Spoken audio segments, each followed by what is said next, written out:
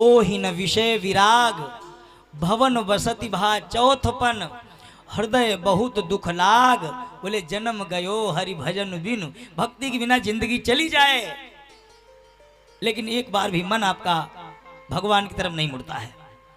महाराज जी कहते महात्माओं, इन्हें जैसे ही ये पता चला क्या हुआ, सहर्ष प्रसन्नता से घर त्याग कर और गंगा माँ के चरणों में, जहां अंत में सबको जाना पड़ता है भक्ति करने के लिए। और भक्ति है क्या, सब लोग मस्ती से हमारे साथ गुनगुनाएंगे। भक्ति है राधा, राधा जी हैं भक्ति। और जितने भी भक्त उपस्थित हैं सभी मस्ती से गुनगुनाएंगे। और राधा का नाम,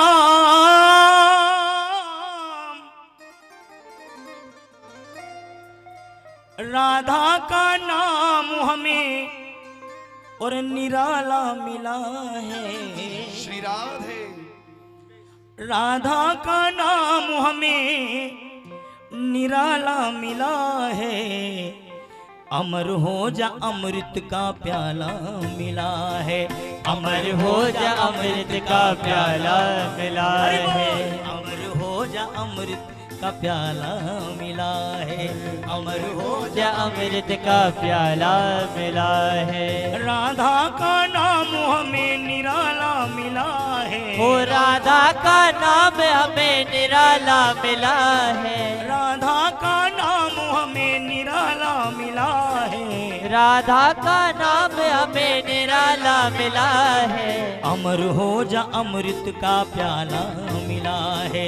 अमर हो जा अमृत का प्याला मिला है। अमर हो जा अमृत का प्याला मिला है।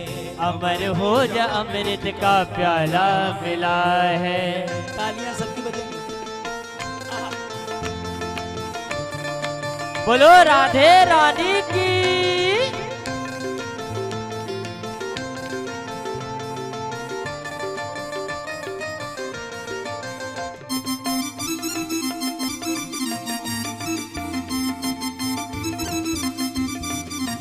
जय जय राधे रानी की जय हो।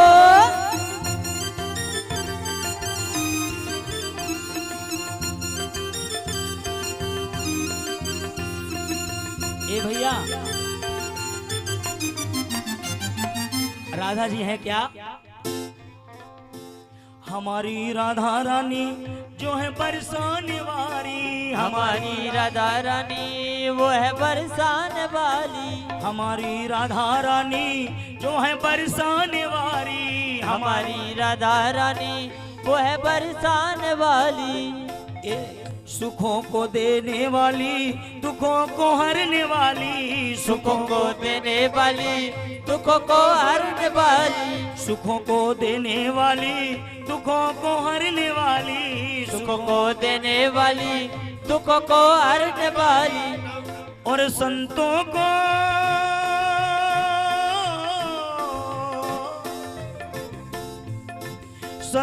को जीवन दोबारा मिला है। संतों को जीवन दोबारा मिला है। जिसको भी भगवती और भगवान से प्रेम हो, एक बार अपनी अपनी जगह पर जो भी नृत्य करना चाहते हैं, बोलिए रास बिहारी भगवान की जय हो। सबसे पहले तो हरि बोल। आज हमारी पार्टी जीत में है। देखो हमारे श्रवण शर्मा और इनका पूरा स्टाफ, वाह भाई, हरि बोल।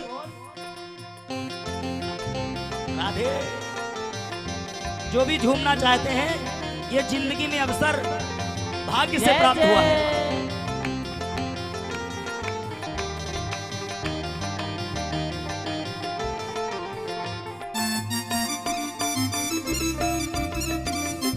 हरि हरि बोल।